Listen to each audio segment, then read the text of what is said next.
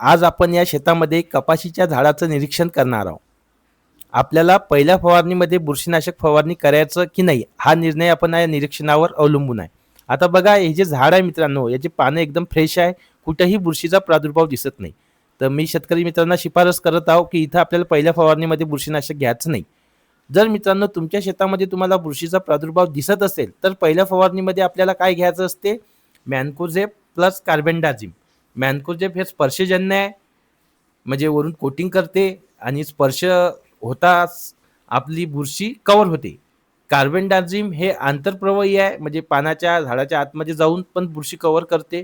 तेव्हा आपल्याला मॅन्कोझेब प्लस कार्बेंडाझिम याचं जे कॉम्बिनेशन आहे ते ब्रँडेड कंपन्यांचं वेगवेगळं ते तुम्ही वापरा.